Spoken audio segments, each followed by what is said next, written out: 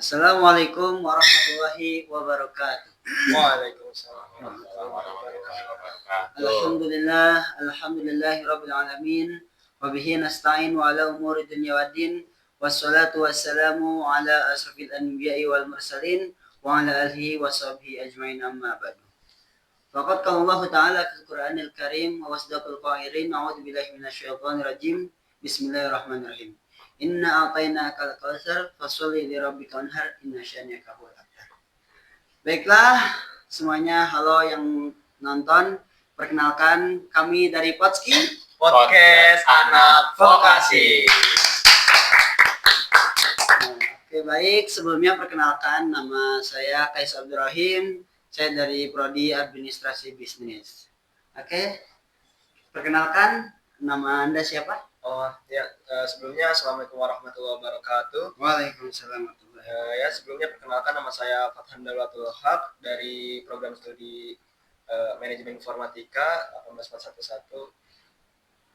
Alhamdulillah. Yang di sampingnya dengan saudara siapa?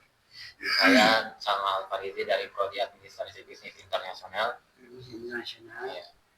Oke. Salam kenal. Dengan saudara dipanggil siapa? Fathan. Ini Salman. Oke, baik.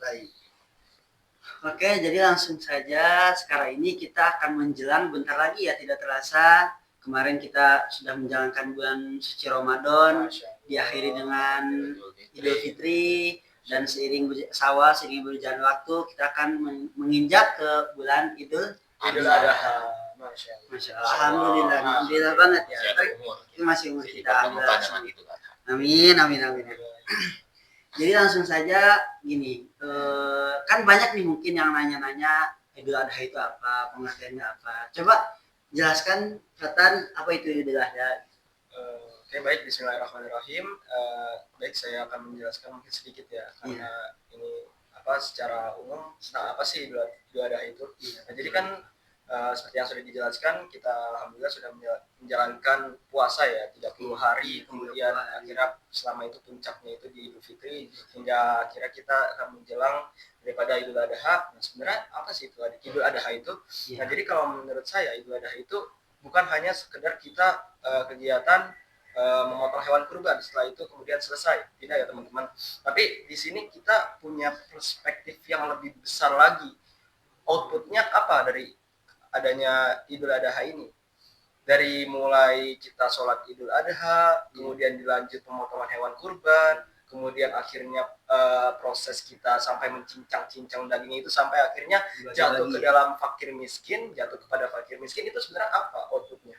Nah, sebenarnya secara tidak langsung outputnya itu adalah supaya kita bisa mensejahterakan saudara-saudara kita, supaya bisa mensejahterakan teman-teman kita, karena pada hakikatnya Idul Adha ini itu adalah suatu kebersamaan. Dari situ akhirnya kan ada kebersamaan antara para pemilik kaya dengan diibaratkan dengan para tuan dengan para budak, para yang kaya dengan kaya yang miskin, para proletar dengan berjuis. Nah, jadi supaya ini akhirnya tidak ada sengketa ya, sama rata semuanya, tidak ada yang dibeda-bedakan berarti. Nah, iya betul, alhamdulillah. Nah, dari itu inti daripada Idul Adha ini sebenarnya kesejahteraan. Sama juga seperti Idul Fitri. Idul Fitri apa?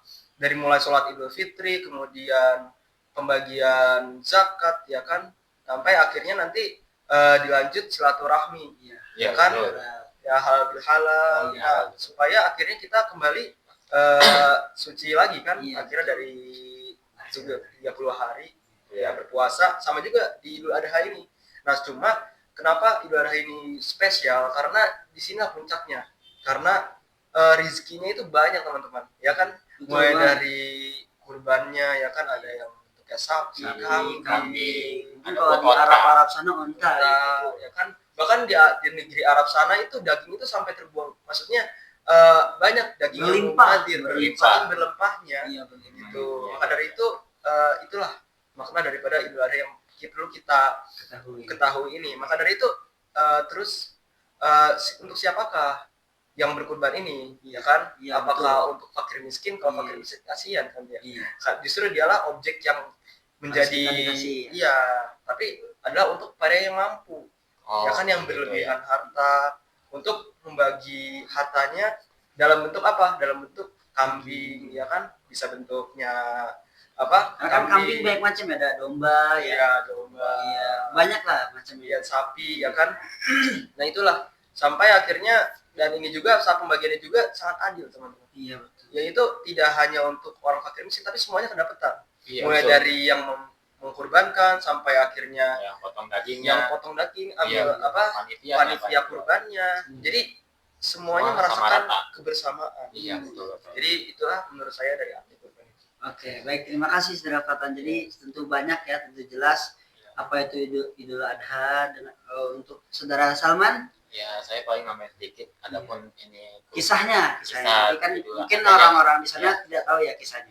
Ada pun yang tahu tapi dia kurang jelas. ya, Lebih jelas lagi kisah dari Idul Adha itu seperti apa? adapun kisahnya mungkin sedikit nambahin. Iya. Ya, dari kisah Nabi Ibrahim yang berpuluh-puluh tahun menunggu punya anak, Iya. dan ketika sudah punya anak, ada perintah dari Allah Subhanahu Wa Taala untuk menyembelihnya.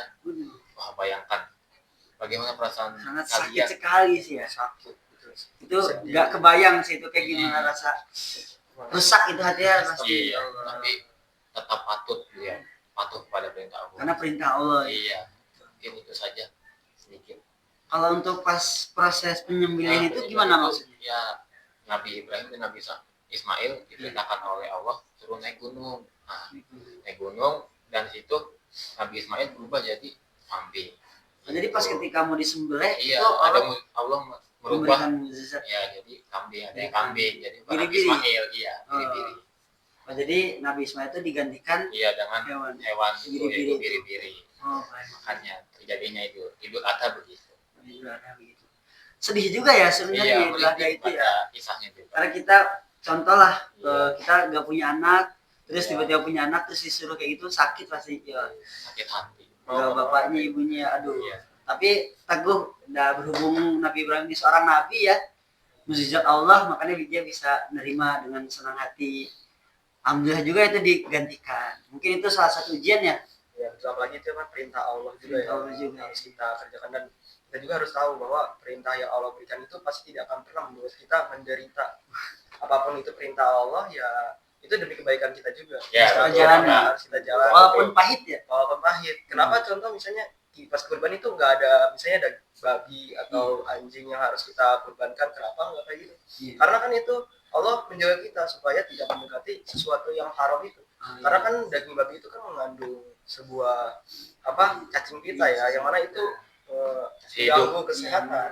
Ya, maka dari itu Allah melarangnya, dan akhirnya mengganti dengan hewan-hewan yang layak untukmu, yang Kesehatan layak juga untuk kita semua, gitu, kayak contoh kambing, sapi, domba, dan lain sebagainya. jadi seperti itu.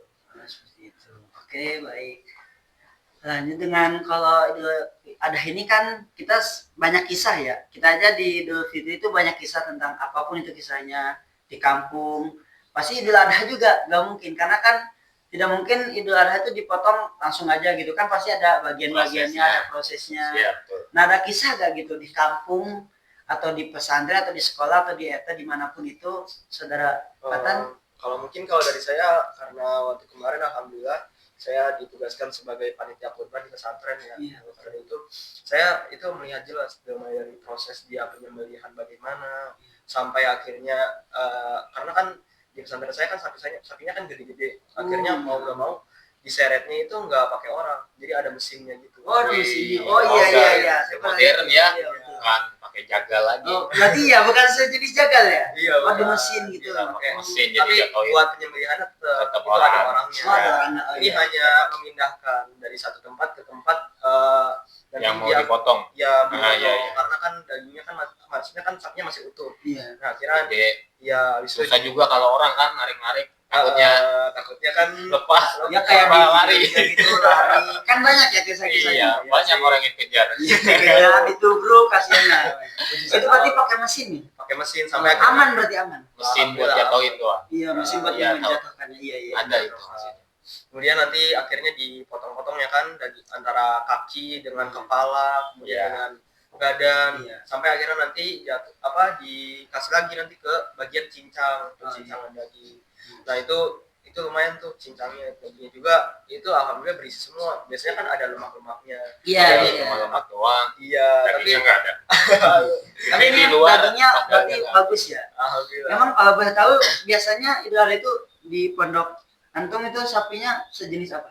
Sapinya ya sapi sejenis masih seperti biasa ya. Limosin lokal. gitu lokal. Iya, Ada sapi sapi lokal, ada sapi Bali. Iya, Nah, kan banyak tuh ya. Sapi tiga-tiganya ada sih. Wih. alhamdulillah. Oh, berarti emang Masya Allah. komplit ya gitu. Masya Allah, iya. Cuma lebih ininya sih sapi Bali. Sapi Bali ya, Sapi iya, Bali. lebih dominan ke sapi Bali. Ya kan biasanya tanduknya dia ada khususnya. Oh Iya, iya. iya. Nah sampai akhirnya nanti dicincang. Nah tapi bedanya pesantren saya dengan yang lain itu dia bungkusnya itu dengan daun jati.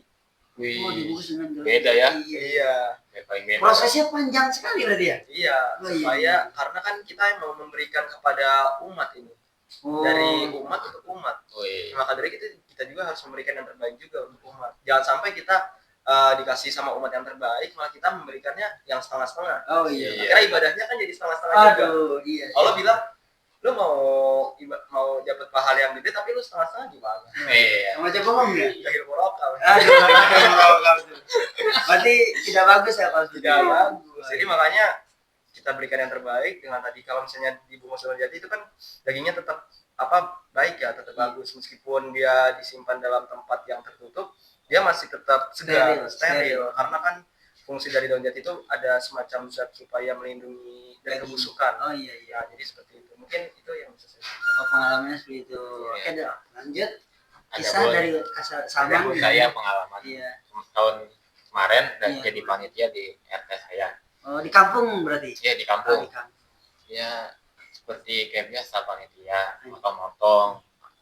Ya dibagi-bagi kan nanti habis potong dibagi-bagi secara per kilo Iya. ke semua rata ke para warga RT tersebut.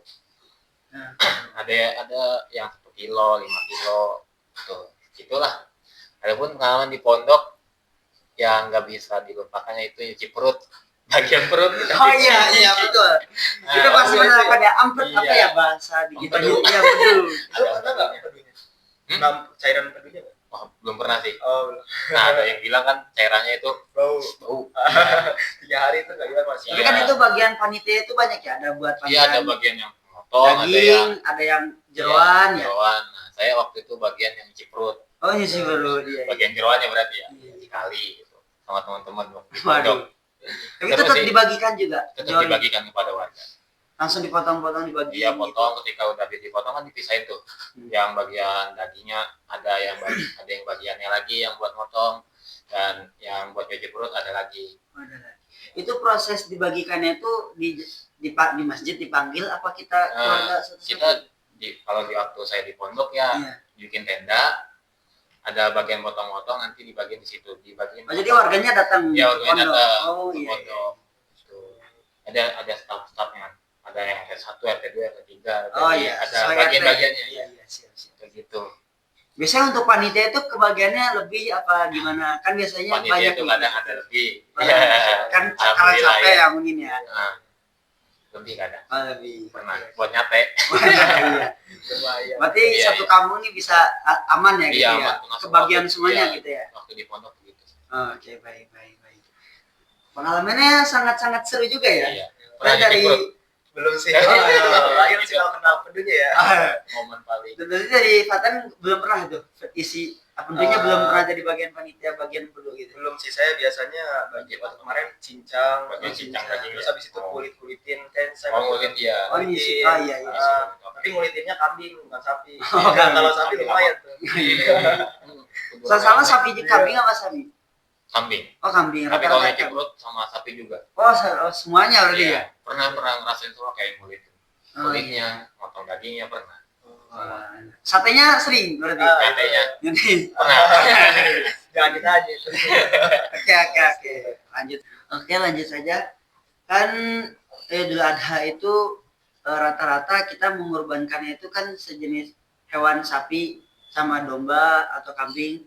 Kenapa harus kan rata-rata jantan ya, laki-laki ya? Itu kenapa ya? Ah, Kotan. Kalau Jelaskan mungkin- Kotan. Oh ya boleh, saya sedikit jelaskan. Ini menurut persepsi saya ya. Iya. Karena kan pada sesungguhnya Allah itu tidak menciptakan suatu hukum supaya hukum itu bisa difikirkan untuk manusia. Karena kan Allah tidak memberikan suatu hukum itu tidak serta-merta itu tanpa adanya alasan. Jadi suatu hukum itu diberikan supaya manusianya ini bisa berpikir.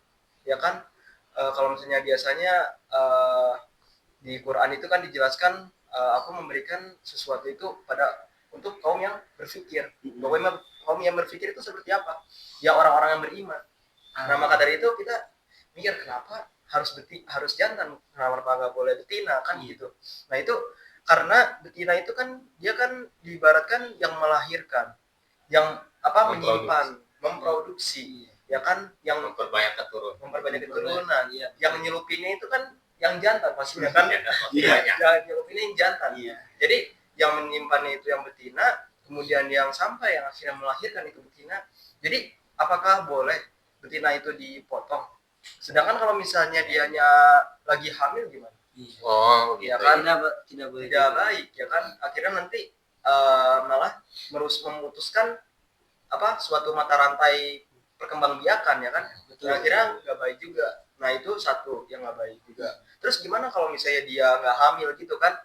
Kalau misalnya dianya nggak hamil, boleh dong dipotong, kan dia nggak hamil. Nah pertanyaannya, kalau misalnya dia dipotong, lantas siapa nanti yang bakal melahirkan generasi berikutnya? Keturunan selanjutnya. Keturunan selanjutnya siapa yang mau membesarkan? Siapa yang mau menyimpan anaknya itu dalam perutnya?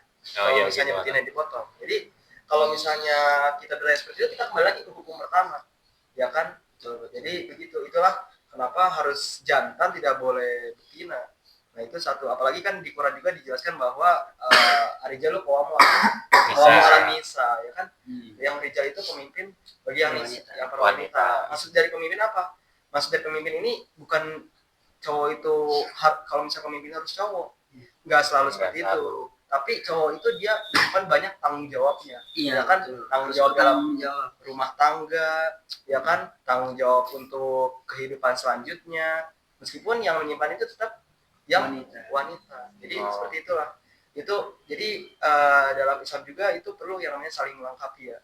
Gak mungkin semuanya rijal jantan seluruhnya. Karena kan ada pada diri jantan yang nggak dimiliki, ada pada diri jantan yang nggak dimiliki oleh betina. Dan itu pun sebaliknya, ada diri betina yang nggak dimiliki oleh jantan. Jadi saling melengkapi begitu. Oke.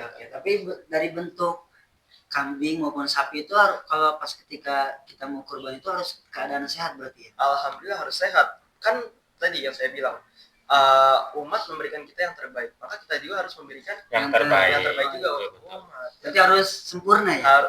Nggak boleh cacat berarti. Nggak boleh cacat, harus sehat. Kalau misalnya cacat, misalnya hewannya cacat, kalau misalnya tiba-tiba ada suatu zat yang harusnya nggak dimakan oleh manusia gimana? Ya kan? Contoh misalnya kalau misalnya di dalam hewan ternak itu kan ada semacam virus-virus gitu kan, penyakit itu yang nggak boleh sampai kena manusia kan. Kalau misalnya terkonsumsi bagaimana? Maka dari itu kita harus mengorbankan hewan yang terbaik untuk memberikan kepada umat juga yang terbaik. Iya.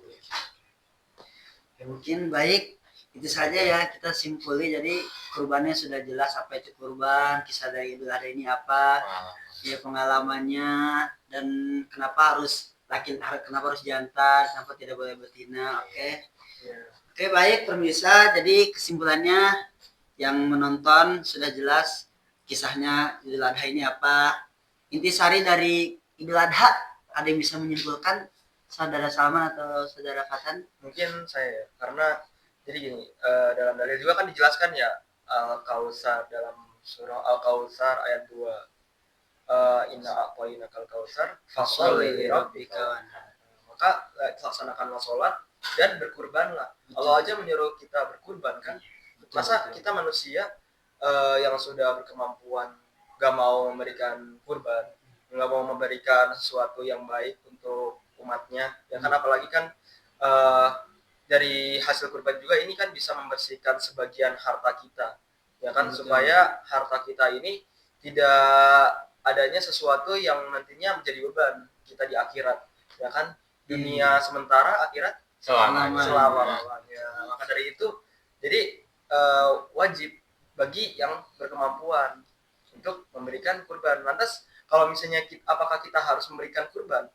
Selama itu ini nggak perlu juga, bisa kita memberikan dalam bentuk materi ya kan, misalnya dalam bentuk finansial uang, misalnya contoh entah itu berapapun semampu kita ya kan. Kalau misalnya dalam ilmu agama kan seperduanya itu kan harus diberikan kepada fakir miskin yang mampu. Nah itu satu. Dan juga jangan sampai kita nanti saat memberikan suatu kurban itu kita malah jadinya ria ya kan. Kadang ada postingan kayak, wih gue habis kurban kerbau 1 ton ya kan. Betul, iya banyak yang Iya pamer di sosmed itu kan sama aja dia mau membuat kebaikan, akhirnya dari kebaikan itu malah jadi beban di dia. Iya. Ada suatu kisah, jadi di kisah ini dia itu istri daripada Harun ar-Rasyid, khalifah dinasti Abbasiyah kalau nggak salah, ya dinasti Abbasiyah. Nah itu jadi istri Harun ar-Rasyid ini dia seseorang perempuan yang dermawan. Ya, dia selalu memberikan hartanya kepada jalan kebaikan, kemudian dia selalu berbagi dengan orang-orang sekitarnya. Dia selalu pokoknya sampai-sampai orang-orang ini kagum dengan dia, saking dia dermawannya. Tapi pada saat dia meninggal, otomatis orang-orang pada sedih kan ya. Iya, Wah, dia meninggal. Dia padahal dia orangnya dermawan, dia baik. Dan orang-orang pasti bakal berpositif thinking bahwa dia ini pasti ahli calon surga, ya kan? Ahli surga. Tapi pada saat dia bertemu dengan adiknya di mimpi, nah adiknya ini bertanya kepada kakaknya, wahai kakak, engkau pasti adalah calon ahli surga, engkau pasti telah menerima banyak kenikmatan di surga. Tapi apa yang dijawab dari istri daripada Harun ar-Rasyid ini? Tidak, amalanku kosong. Kaget adiknya, lah amalannya kok kosong? Kenapa amalannya kok kosong? Ternyata kan di dinas padahal sering sedekah ya. Sodako, rajin ya kan, setiap harinya pasti adalah perbuatan untuk memberikan kepada kaum yang membutuhkan. Nah akhirnya dijawab, amalanmu kosong karena aku memberikannya serta merta bukan karena Allah Subhanahu Wa Taala, tapi karena ingin dilihat, karena ingin dilihat, karena ingin bahwa dia ini perfect, karena supaya dia jadi fokusnya itu kepada pujian, bukan kepada rahmat dan hidayah daripada Allah Subhanahu Wa Taala. Ada maunya sampai akhirnya di si istri Harun ar-Rasyid ini dia akhirnya nggak bisa kemana-mana, sampai akhirnya Allah karena terus amalan apa yang diterima, akhirnya adiknya kan bertanya seperti itu, amalan apa yang diterima?